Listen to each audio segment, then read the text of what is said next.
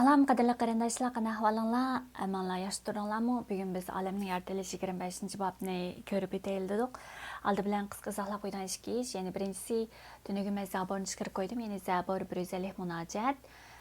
Nimalardan tashkil topgan, qanday tuzilgan, buni qanday asos gavdasi nima, buning asosiy markaziy ideya sizlarni qanday tepish kerak, zaborni qanday o'qish kerak degan savollarga javob topa oladigan zaborning asos gavdasi va tuzilishini men bir qatim deb qilib chiqdim. Buni chiqarishga asosli maqsad shu, sizlarning yeni muqaddas kitobdagi har bir qismdagi kitoblarning mazmunini markaziy ideyalarni tushunishinglar uchun, ya'ni muqaddas kitob har bir qismlarini nimalar bor, ularni qanday o'qish kerak, ular orqali har bir qism mazmunlar kitoblar orqali Xudoning qilmoqchi bo'lgan, yetkazmoqchi bo'lgan uchurlari nima, qilgan ishlari nima degan o'xshash Xudoning so'zlariga markazlashtirib shularni tushunib menish uchundir. Agar imkoniyat bo'lsa, mumkin bo'lsa har bir qism kitoblarni meni qisqacha tanishtirish orqali ularning asos gavdasi nima, markaziy ideyasi nima, ular orqali biz yana har bir qism muqaddas kitoblarni qanday o'qishimiz kerak, o'qigan nimalarga diqqat qilishimiz kerak degan o'xshash. Ya'ni muqaddas kitobdagi har bir mazmunlarni biz sal qarashga bo'lmaydi emasmi? Shuning uchun muqaddas kitobning butun bir gavdasini tushansanglar, Xudoga bo'lgan tushunchanglar cho'nqurlashadi. Muqaddas kitob qanday o'qishga nisbatan o'zinglardimi bir aydın bir nima paydo bo'ldi. Shuning uchun ashuna chiqargan nima. Keyin meni asosda yana keyin vaqtlar chiqqanda mana chiqarib qo'yishim, boshqa qismlarni mana chiqarib menishim mumkin.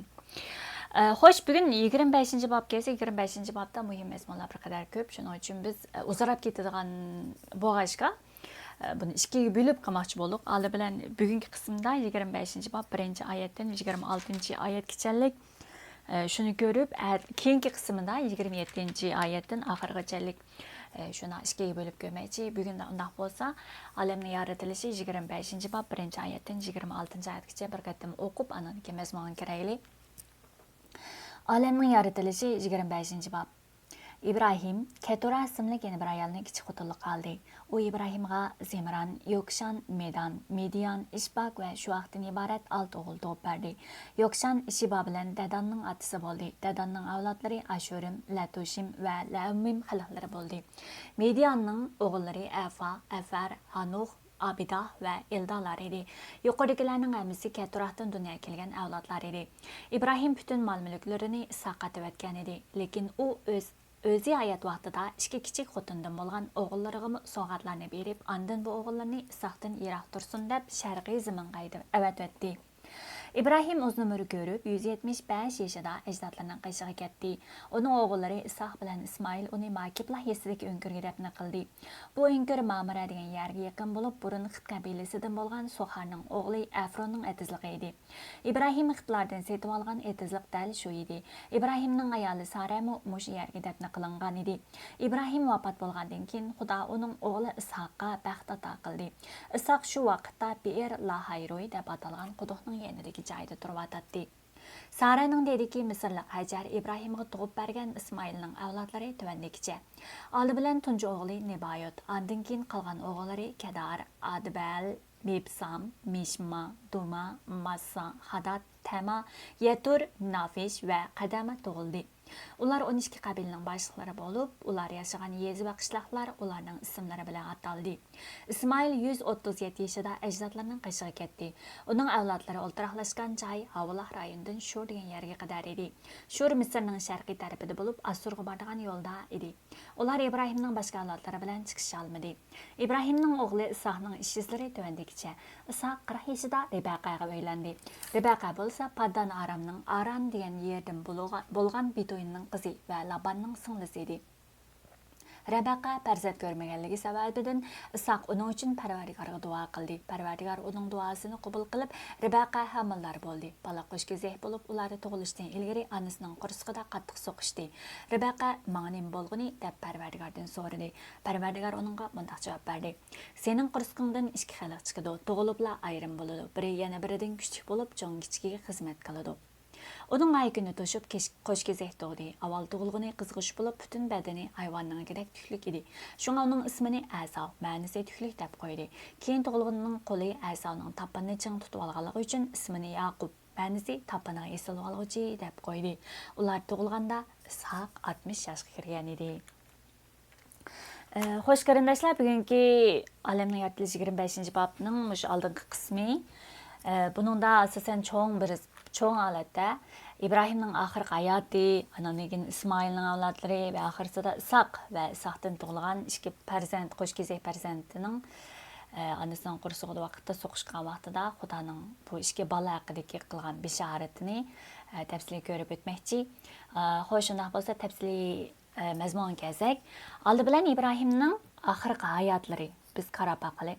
Ya'ni İbrahim oldingi 23-bobda Sara vafot bo'lgan emasmi? Vafot bo'lgandan keyin İbrahim yana bir kichik xotin, yana Hajardan boshqa yana bir kichik xotin Keturahni amriga olgan va uningdan yana Keturahdan İbrahimning yana 6 o'g'li bo'lganligi bizga ma'lum. Lekin İbrahim hayotining oxiriga qadar ya'ni İbrahim o'zining butun mol-mulklarini Isoq atib o'tganligi, ya'ni o'zining barlig'ini Isoqqa bag'ishlab o'tganligini, shundaqla Hajar va Keturahdan bo'lgan o'g'illarga yana ularga o'ziga tushliq soatlarni berib Isoqdan yiroq tursin deb ularni sharqiy zaminga avat o'tganligini biz 25-bob, ya'ni 6-oyatdan ko'ra olamiz. İbrahim, yani İshak'tan başka yine Hajar'dan doğulan İsmail var ve şundalı Keturah'tan doğulan 6 oğul var. Bulardan bekere yani İshak'a İbrahim özün oğlu İshak'a özün balığını atab qilishidagi sababni biz hammamizga aydın, yani İbrahim izchil Xudoning ahdisi, va'dasiga o'zining borlig'ini yana beg'ishlab yurib, va'dasiga markazlashtirib, o'zining hayotini Xudoning ahdisiga markazlashtirib, shu Xudoning ahdisi va'dasi bo'yicha o'zining hayotiga qaraganligini, baho berganligini, o'zining hayotini Xudoning va'dasi bilan yashaganligini biz ko'rib o'tdik, izchil deb o'tyapmiz.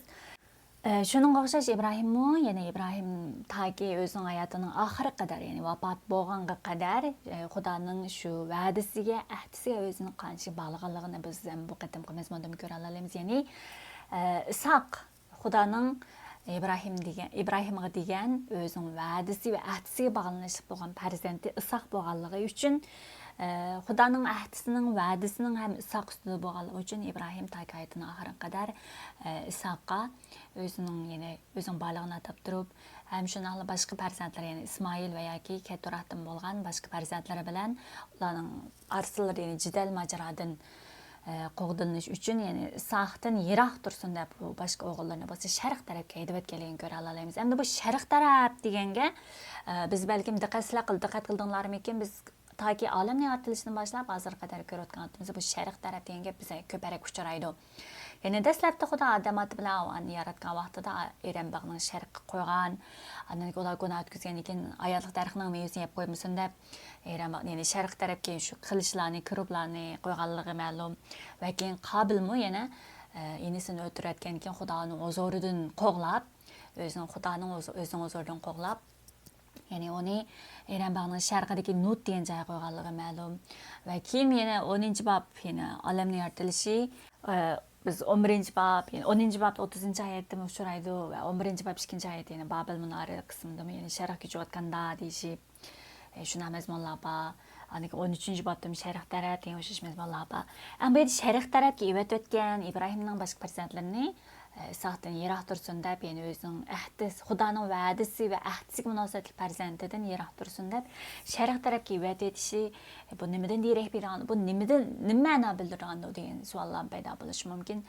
Buni biz qisqacha ko'ra oladiganimiz, ya'ni Qobilni Xudo o'z huzuridan aydab, ya'ni sharq tarafdagi Nutga qo'yganligiga o'xshash.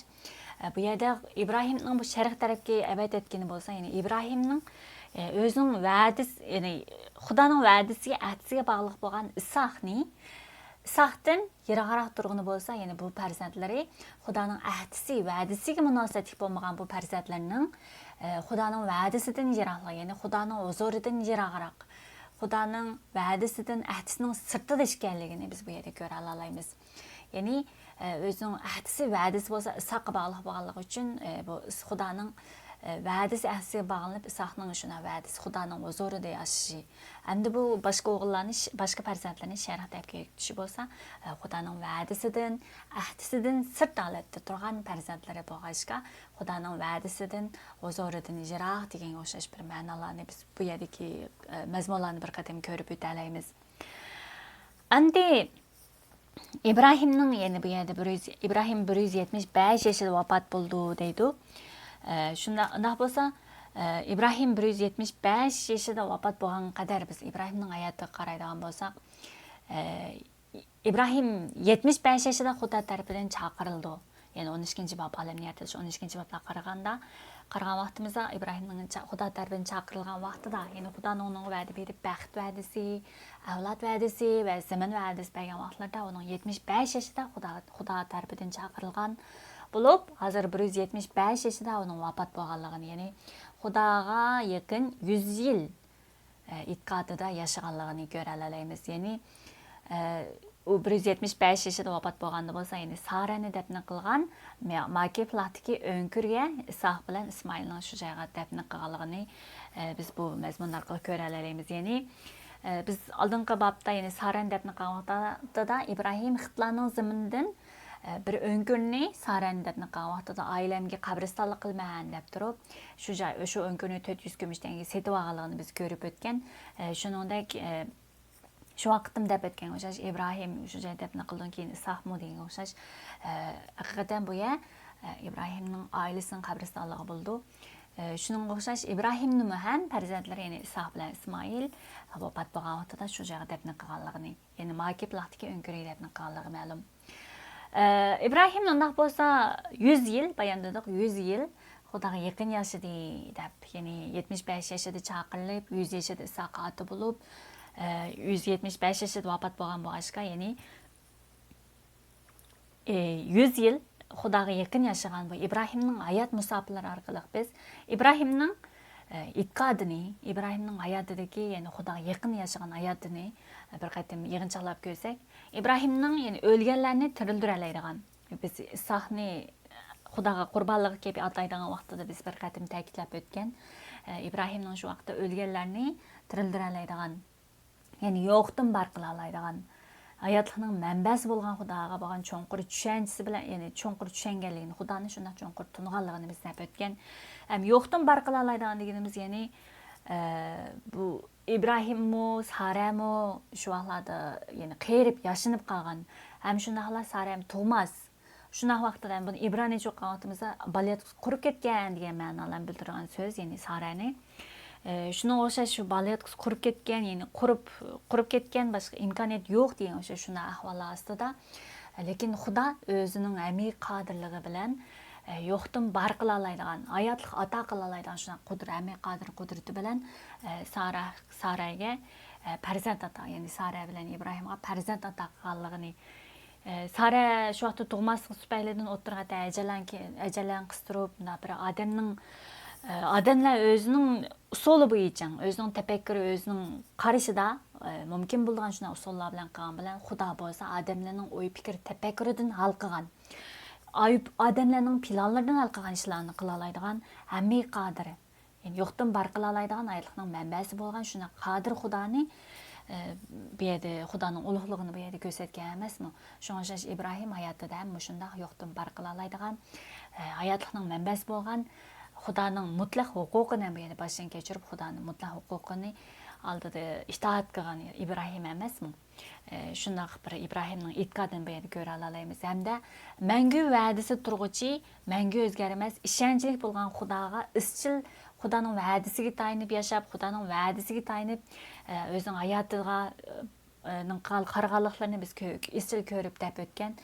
Shuningdek, chunki İbrahim Xudoning mangu va'dasi turganligiga, mangu o'zgarmaydiganligiga va Xudoning mangu ishonchli bo'lgan, mangu hayot Xudoligiga bo'lgan ishonchi bilan oldingi babdimi 24 babdim deb aytdik, endi 25 babdimi uning Isoqqa, ya'ni hayotining ataki oxiriga qadar Isoqni o'rinlashtirish, ya'ni farzandlarini o'rinlashtirishi, oldingi qadamda Isoqni o'ylantirishida bo'lsin, hamisida Xudoning va'dasi, ahdisiga qarab turib shunday ishlar qilganligini biz ko'rib o'tgandik.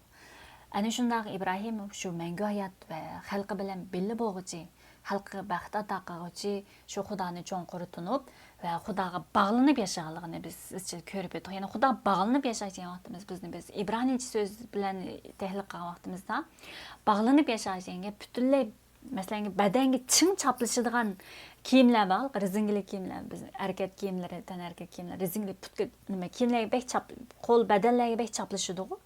Oshunda chaplashib turgan kiyimga o'xshash, badanga chin chaplashadigan shunaq narsani bog'lanish degan so'z bilan, ya'ni ibranicha bog'lanish degan so'zni tahlil qilyapmiz. Oshunda chin chaplashishni ko'rsatadi. Ya'ni demakchi nima desa, bu Xudoga oshunda chin chaplashib, Xudoga oshunda chin bog'lanib yashagan.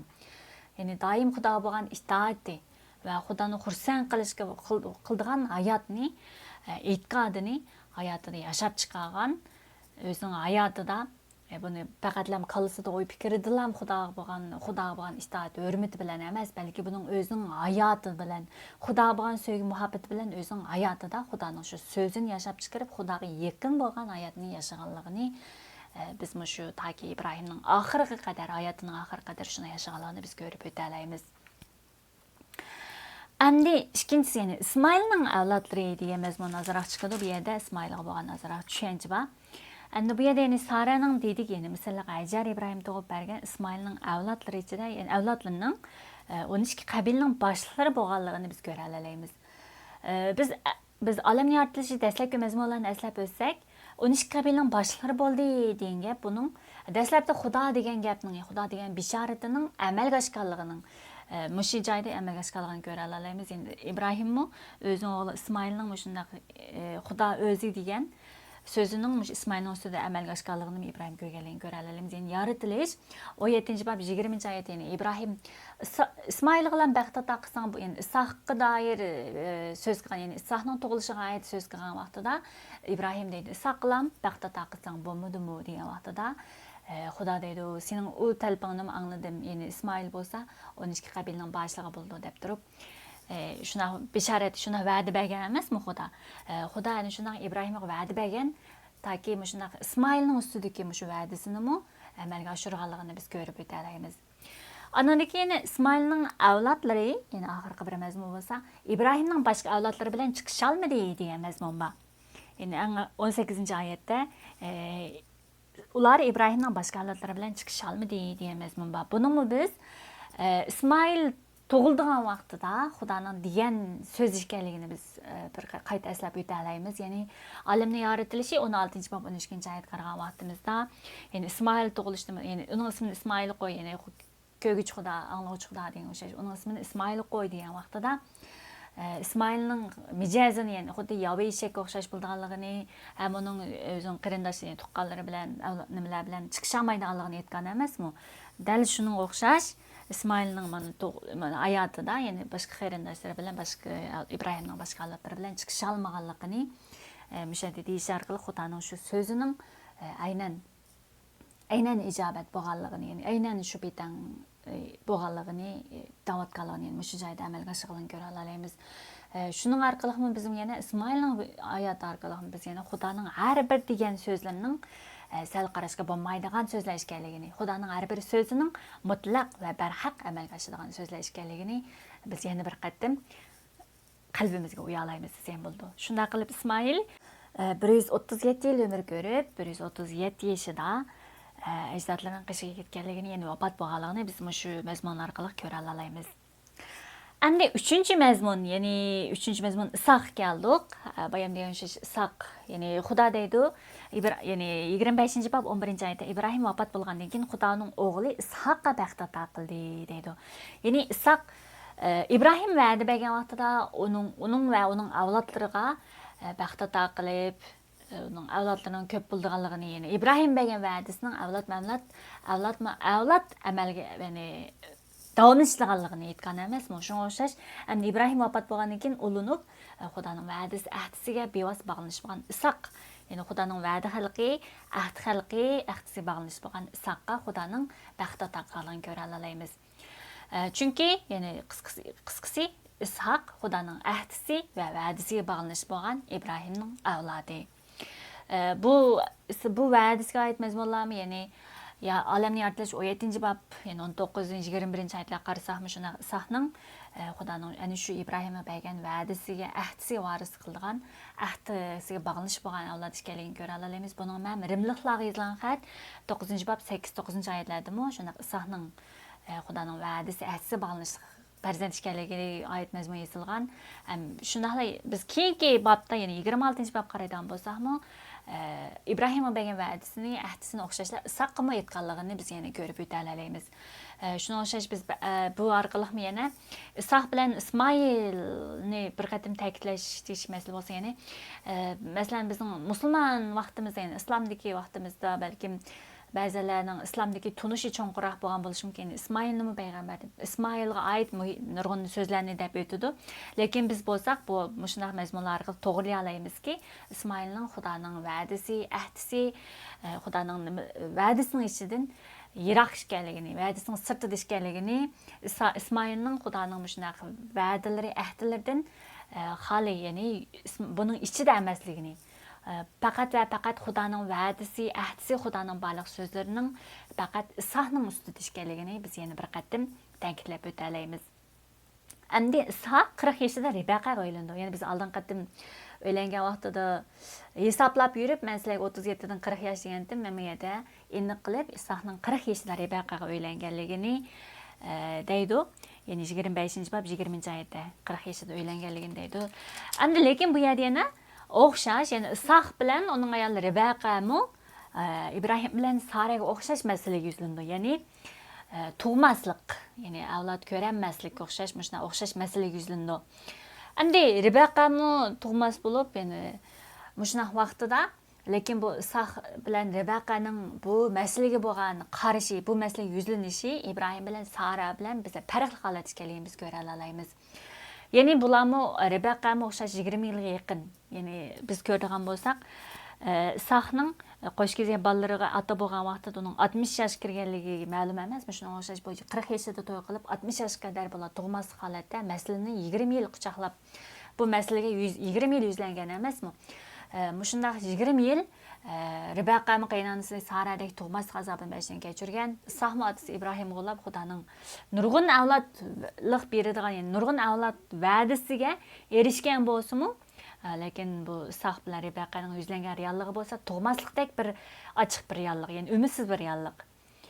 Shunday bir qiyinchilik, ya'ni avlod va'dasi oldida, Xudoning baxt va'dasi oldida yuzlangan shu ko'z oldidagi shunday qiyinchilik, umidsizlik vaqtga duch kelgan vaqtida bo'lsa, bularning qilgan nimasi, pozitsiyasining İbrahim bilan Sara bilan farqli holatda Isoq bo'lsa, Ribaqa uchun duo qilishni, ya'ni Isoq bu duch kelgan masalalarga Xudodan yordam so'rab, Xudoning hal qilib berish uchun Xudoga topshirish yo'lini tanlaganligini ko'ra olamiz.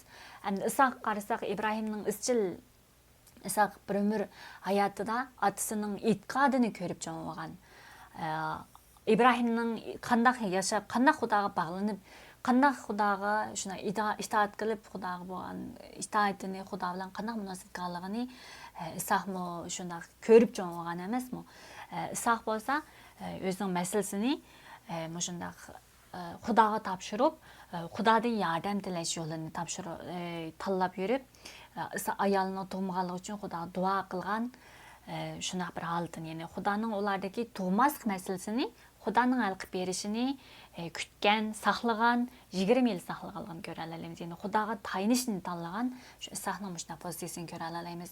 Ham Ribaqamu qaynonasi Saradek endi ayni davrlarda shu narsa ba'chi, ya'ni didaklari yoki boshqa ayollarni kichik xotinlik olib berish orqali ularning bolalarini o'zining bolasi qilib baqish.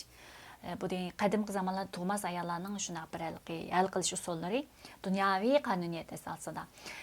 Lekin Ribaqa qaynonasi Saradek kichik xotin olib berib, shuning farzandi orqali hal qilish yo'lini tanlamagan.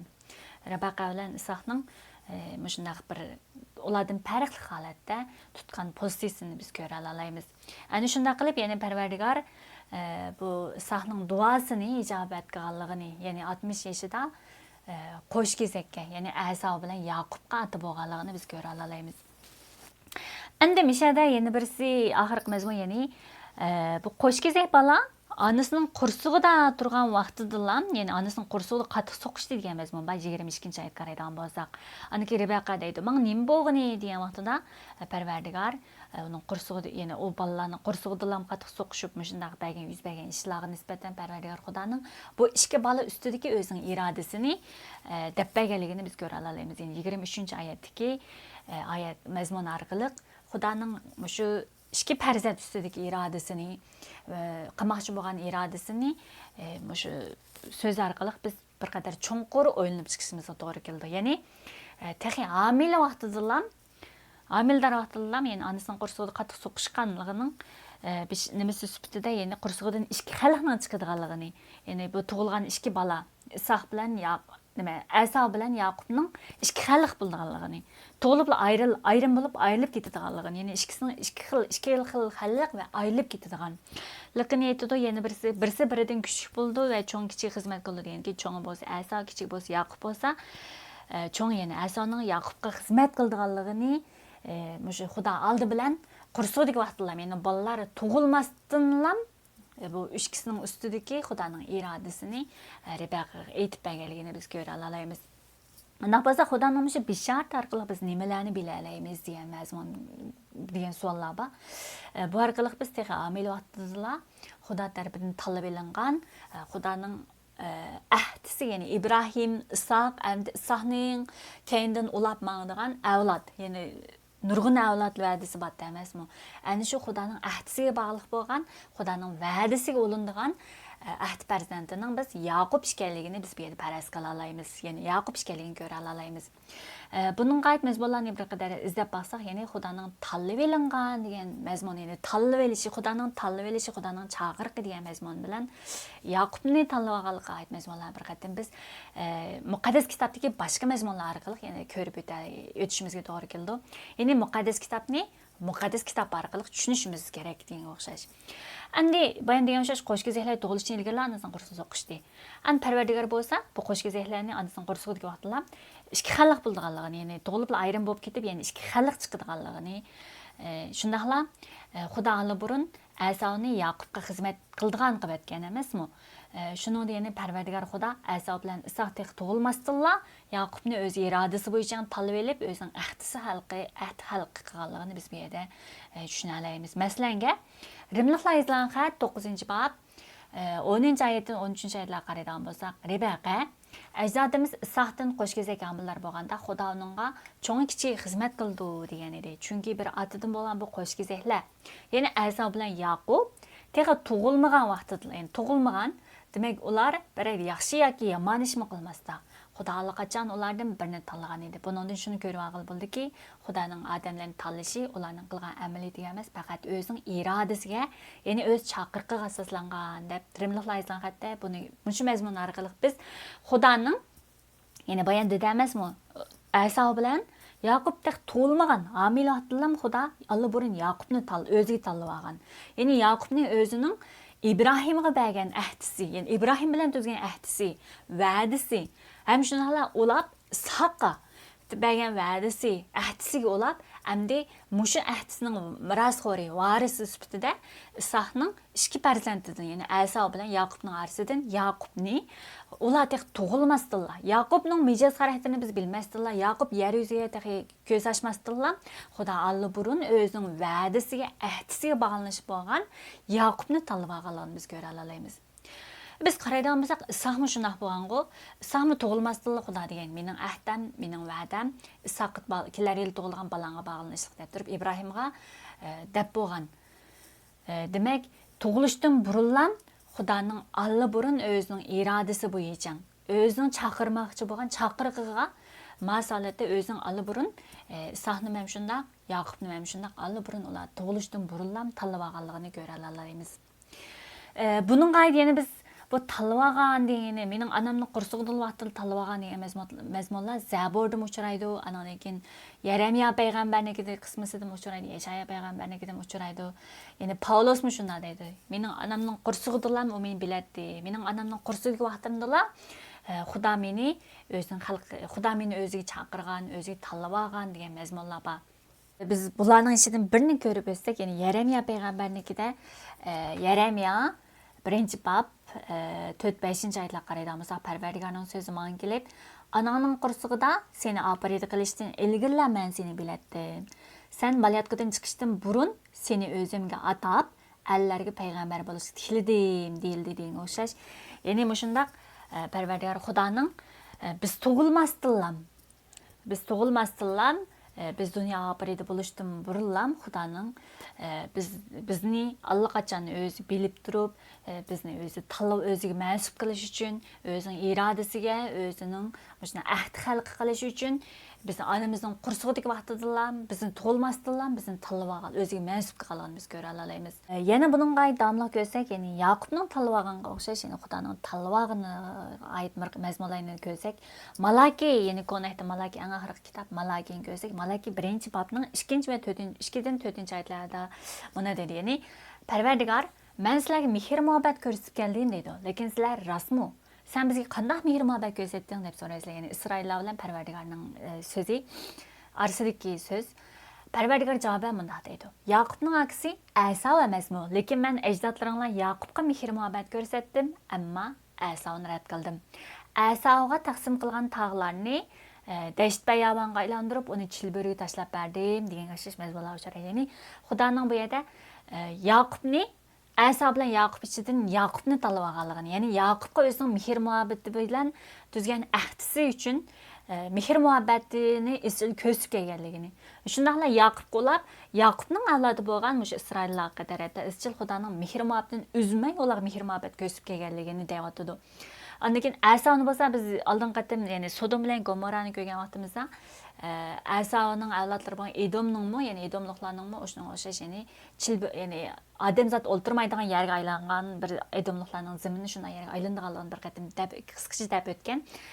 Buningdan shundaq Asavning avlodi bo'lsa Edomliqlar bo'lg'achqa, bu yerda davotgan chilbirlar tashlab berdim degani Yeremiya 49-bobdan foydalanish orqali bu Asavning avlodlari o'tgan Edomliqlarning ziminining Müşna çilbirlerge yani adamzat olturmaydan zaman aylanganlarını göre alayımız.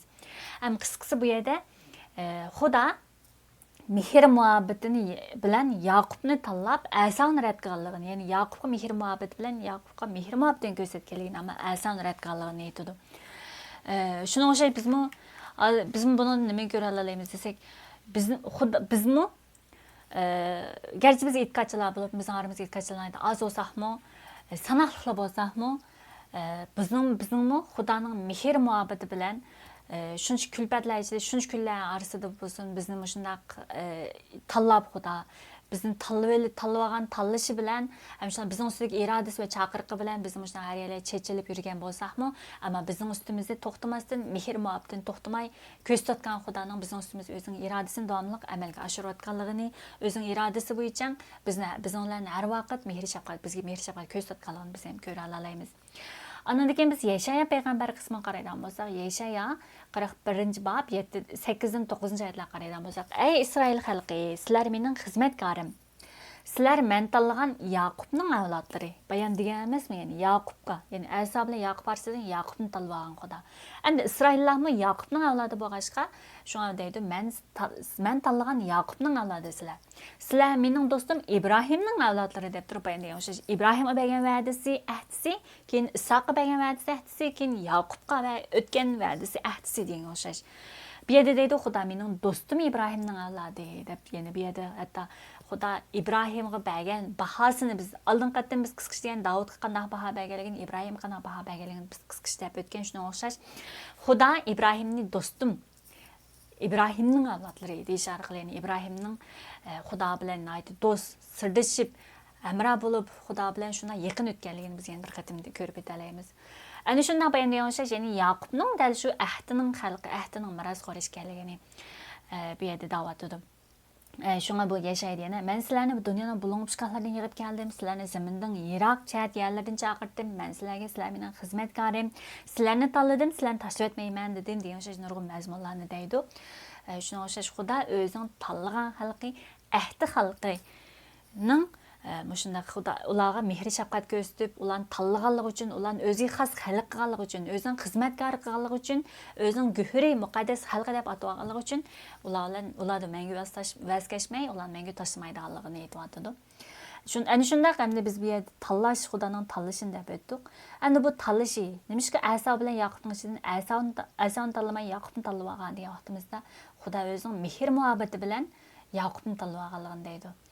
Xudoning insonlarni tanlashining, ya'ni insonga bog'liq emas, balki Xudo o'zining irodasi va rahim shafqatiga bog'liq ekanligini. Bu inson o'zi men tanlanaman deb tanlanamaydi. Bu butunlay Xudoga mas'ul bo'lgan Xudoning huquqi ekanligini biz yana bir qatim ko'ra olamiz.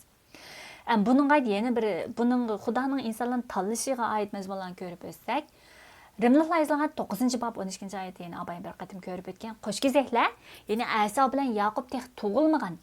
Demak, ular biror yaxshi yoki yomon ishmi qilmasda. Xudo allaqachon ulardan birini tanlagan. Buningdan shuni ko'ra olg'il bo'ldiki, Xudoning odamlarni tanlashi ularning qilgan amaliyatiga emas, faqat o'zining irodasiga, ya'ni o'z chaqiriqiga asoslangan deyish orqali insonlarni tanlashi, ya'ni Aso emas, Yaqubni tanlashi Xudo o'zining xohishi, o'zining irodasi, o'zining chaqiriqi ekanligini biz ko'ra olamiz. Yeni o'xshash Rimliklar 9. babning 16. oyatiga qaraydigan bo'lsak, Xudo kimga rahimdillik ko'rsatishini o'zi tanlaydi. Bu insonning irodasiga yoki ularning tirishchiligiga emas, balki Xudoning rahimdilligiga bog'liqdir deyish orqali Xudoning o'zining rahmi bilan bu tanlashning biyos munosabati. Ya'ni Xudo o'zining rahimiga qarab, kimga rahimdillik ko'rsatgisi kelsa, shuning rahimdillik ko'rsatadiganligini deyish, ya'ni bu tanlashning Xudoning butunlay Xudoning huquqiga bog'liq ekanligi, Xudoning ishi ekanligi, Xudoning xohish irodasiga bog'liq ekanligini deb aytadi. Anladın bu yer yeni deydiği, mesela Firavun'un mezmunum çıkıyordu, yani Firavun'u Xudoning cahillaştırışı, onu cahillaştırışı, yani onu cahillaştırıp ulan g'arq qilib emas, shuni cahillaştırışki sebebi mi? Xudoning ular ustida ulug'lig'ini namoyon qilish uchun ularni jahillashtirgan bo'lsa, ammo Isroillarning ustida qudratini, mehr shafqatini namoyon qilib, ularni bo'lsa saqlab, ularga o'z mehr muhabbatini ko'rsatgan emasmi, tanlab olgan xalqini qilib olgan. Shunga o'xshash bularimiz Xudoning rahmiga, rahimdiligiga bog'liq ekanligini ko'ra olamiz. Ana shunday yana bular ya'ni Rimliklar yazgan 11. bab 6. oyatga qaraydigan bo'lsak, ya'ni Isroillar orasidami yana oz bir qismlarining Ayso Masih orqali tanlanganligini deydi. Ya'ni barliq Isroillarning emas, Isroillar orasidami yana bir qismlarining Ayso Masihga mansub bo'lganlarning oz bir qismlarining Ayso Masihga ishinib Ayso Masihga mansub bo'lgan emasmi? Shularning tanlashinishi ham ularning yaxshi amallari bilan emas, ya'ni Xudoning mehr shafqati bilan bo'lgan bo'lib, undaq bo'lmaganmiz. Yani bu agar mehr shafqat tanlanish mehr shafqatdan bo'lmay qolsa, buni mehr shafqat degan olmaydi deb turib, Xudoning mehr shafqatining nima ekanligi, ya'ni butunlay Xudoning mehr shafqatiga asoslanganligini da'vatidi.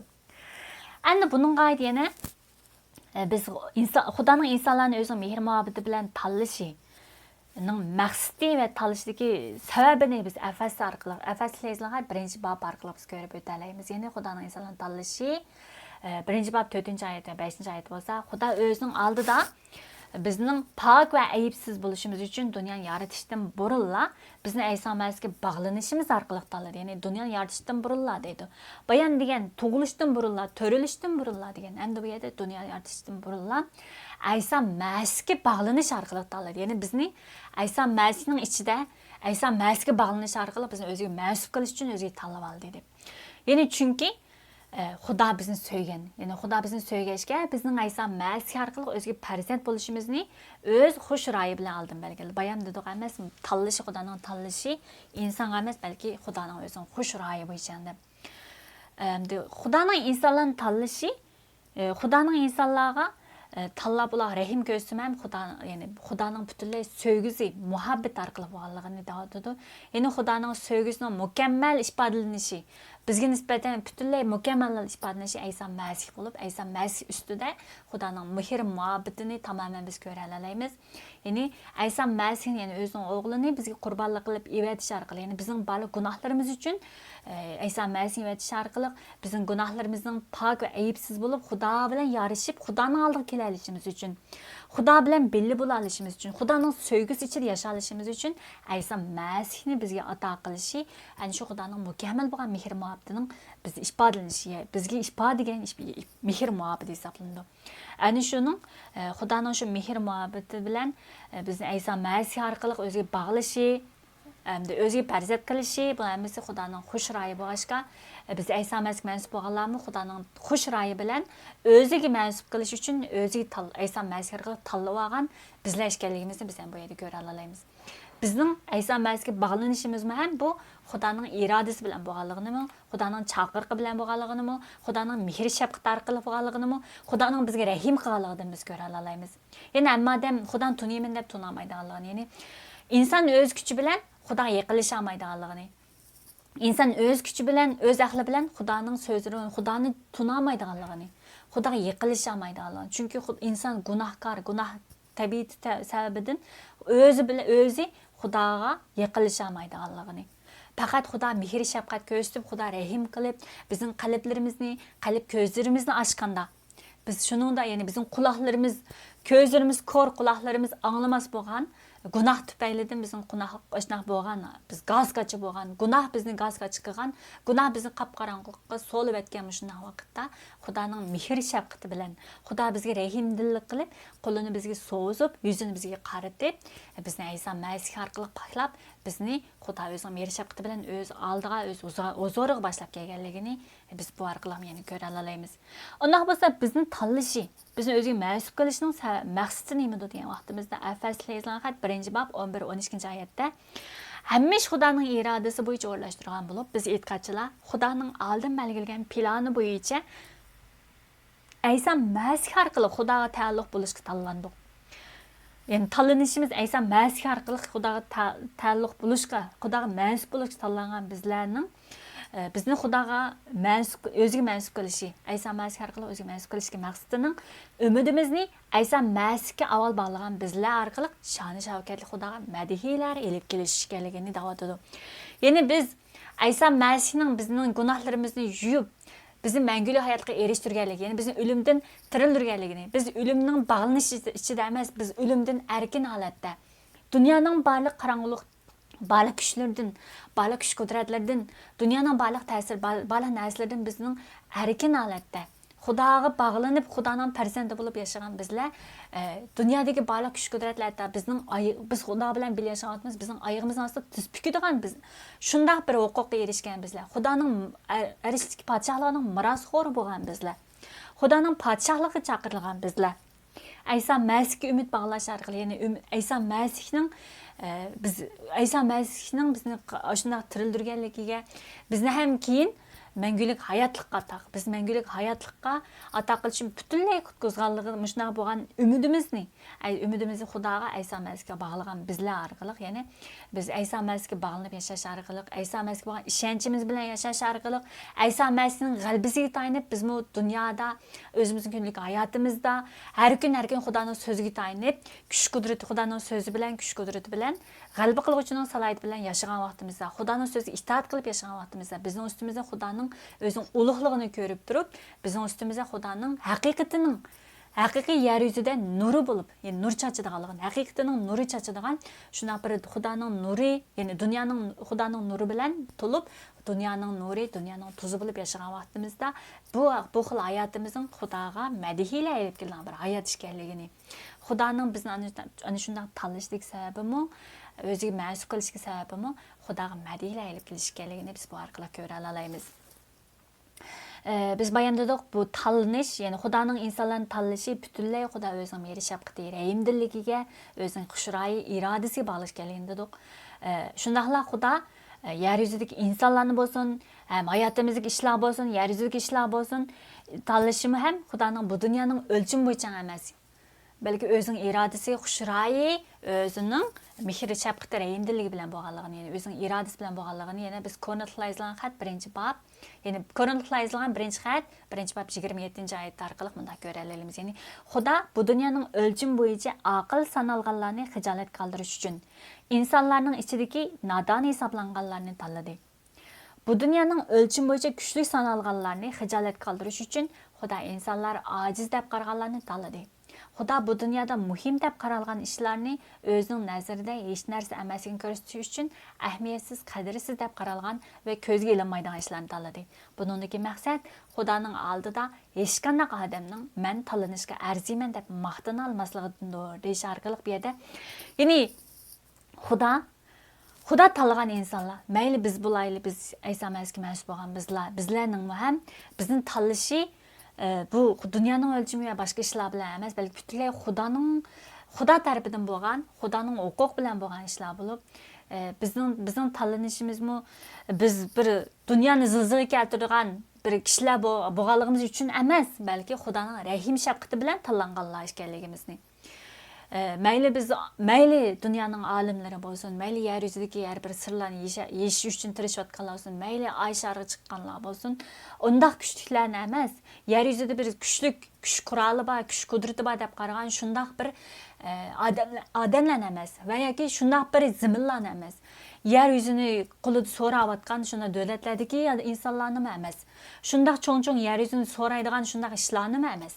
Yer yüzün qanuniyatidagi shunday qarash bilan, shunday o'lcham bilan emas, butunlay Xudoning irodasi bilan, Xudoning irodasi, Xudoning xushroyi, Xudoning tanlagandagi mehri shafqati bilan bo'lganligini deyish orqali bizga biz har bir, ya'ni Xudoning shunday irodasi sal qarmasligimiz, Xudoning tanlagan ishlariga, ya'ni Xudoning ko'rsatgan ishlariga, Xudoning so'zlariga sal qarmasligimizni va har bir hayotimizga har bir ishlarga har bir ishlar sal qarmasligimiz biz ko'ra olamiz. Ya'ni qadrsiz deb qaragan, ko'zga ilinmaydigan ishlarni tanladi deyish orqali, ahamiyatsiz deb qaragan ishlarni tanladi deyish orqali bizmi yana biz yer yuzida, garchi biz e'tiqodimizga tayanib yashayotgan vaqtimizda dunyoning odamlari bizga qarab turib nadon deyishi mumkin, ahmaq deyishi mumkin, bo'pti eshkan nima deymiz, qalsin ketgan deyishi mumkin, yoki xurafiy deyishi mumkin, qanday deyishdan qat'iy nazar yoki yer yuzining odamlari bir esil salobatlik deb qaragan shu ishlar uchun emas. Yer yuzining odamlari, ya'ni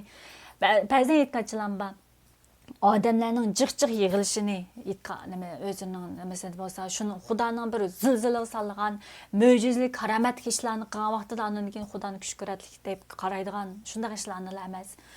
Va yoki shunday bir mo'jiza karomatlar orqali dunyoni zilzila keltiradigan ishlarni qila oladigan va yoki insonlarning hammasini aqlini lol qilib ularni qoyil qilgudek shunday bir aqliy bilimga ega bo'lgan insonlarni emas, shunday ishlarni emas, balki biz aciz bir odam bo'lsaqmi, ikki odam bo'lsaqmi, biz Xudoga tayanib yashagan vaqtimizda Xudoning ana shunday aciz ishlar ustida o'zining qudratini, ulug'lig'ini namoyon qilganligini, biz ko'zga ilmagan shunday kichik ishlar, biz ko'zga ilmagan mayli biz ahamiyatsiz deb qaragan shunday kichik ishlar ustida Xudoning o'zining qimmatli bo'lgan irodasining, qimmatli bo'lgan guhar kabi qaragan shunday bir farzandlarining shu joyda ekanligini biz bu yerda esga olamiz. Shunga o'xshash biz garchi oz bo'lsaqmi, mayli biz oz yoki biz chechilib etgan bo'lsaqmi, mayli biz dunyoga nisbatan va yoki har bir atrofimizga nisbatan shunday bir ojiz bo'lsaqmi, ammo biz Xudoga tayanib, Xudoning bizga taqgan kuch qudratini biz hamma ishni qila oladiganligimizni biz bu orqali texnik tunib yeta olamiz. Xudoning bizning ustimizda o'zining irodasini, haqiqatini namoyon qilmoqchi ekanligini biz ko'ra olamiz. Bizga nisbatan kuch qudrat, bizga nisbatan mo'jiza karomat degan Xudoning so'ziga tayanib yashash, Xudo bilan birga mo'ndashib, sirdashib, Xudoning so'zini tushunib, Xudoning shu huzuridagi mehr muhabbatidan, Xudoning huzuridan kelgan shunday bir tinchlikdan, Xudoning sevgisi ichida shunday bir mo'ndashib, Xudo bilan birga yashashning bizga nisbatan haqiqatan bir eng chong ahamiyat, eng chong bir qimmat ish ekanligini, ya'ni Xudo bilan birga bo'lish, Xudoning so'zini tushunib, Xudoning so'ziga yaqin bo'lishning eng muhim ish, eng qimmatli ish ekanligini, hayotlik, ya'ni mangu hayotlikqa ato qilgan ana shu Xudoning so'zini tafakkur qilib, Xudoning so'zini izlanish orqali, Xudoni cho'nqur tunib, Xudoni cho'nqur suyib, Xudoning huzurida yashashning bizning hayotimizga nisbatan eng muhim, eng ahamiyatli bo'lgan shunday bir Xudoga madhiya elib kelgan ish ekanligini biz bu orqali ko'ra olamiz. Yig'incha olsak bayim Yaqub dedik, ya'ni muhimi Yaqubning Xudo tarafidan tanlanishi Xudoning irodasidan bo'lib, u tunji o'g'illik miras huquqini aksidan tortib olishdan burun Xudo Yaqubni o'ziga tanlab olgan, o'ziga atab olgan, o'zining xalqining ajdodi bo'lishga oldin tanlab olgan, ya'ni o'zining ahd xalqi bo'lishga oldin tanlab olgan. Shunga Xudoning insonlarni tanlashi dunyoning hech qanday tartib, qoidasidan, qarashlardan, o'lchamlardan, planlardan xoli. İnsanning ashunday ishlardan xoli, dunyoning o'lchamlaridan xoli. Bu naqadar go'zal. Ashunday xoli oldi faqat Xudo o'zining huquqi va mehr shafqatidan bo'lganligini ko'ra olamiz. Shuning uchun bizmi Xudoning irodasi, huquqi, chaqiriqi bizning ustimizda bo'lg'achqa, biz har doim ümidsizlanmasdan, biz tizlanmas, ya'ni har qanday ishlar ustida, ümidsizliklar ustida ümidsizlik cho'kib emas, biz har vaqt ümidsizlanmasdan, balki cheksiz o'chmas bo'lgan umid ichida har vaqt kuch qudratga to'lib, yengilib turib, ana shunday yashag'uvchilar ekanligimizni biz ham shunday ko'ra olamiz. Ma'qul qarindoshlar, bugungi mazmunni yana 26 oyatga qadar, ya'ni 25 bob 1-oyatdan 26 qadar oyatni bugun mushunchalik ko'rib o'taylik. Keyin qatimda yana Aysoning tunji o'g'illik miros huquqini yoqib o'tkazib bergan shu mazmunni, ya'ni 25 bobning davomini ko'ramiz. Ma'qullarimiz qarindoshlar, bugungi mazmunga o'xshash, men sizlarning Xudoga yaqin, Xudoning so'zini texim cho'nqur tushunib, Xudoning so'zini qancha cho'nqur tushungan sari Xudoning mehr-muhabbatini naqadar cho'nqurligini tushuna olasizlar. Xudoning mehr-muhabbatini sizlarga taqa mehr-shafqatini naqadar cho'nqur va mo'l ekanligini tushuna olasizlar. Ana shunda Xudoning mehr-shafqatining sizlarning ustunlarda bo'lib, Xudoning sizlarning qalbinglarni echib, o'zining har kun mehr-shafqati bilan o'zining mangoyat so'zlarini sizlarga ato qilishini, sizlarga tunutishini, anqiratqizishini, sizlar bilan har vaqt bilishganligini his qildirishini Xudodan tilayman. Ma'qullansa biz keyin qatim mazmunda ko'rishaylik.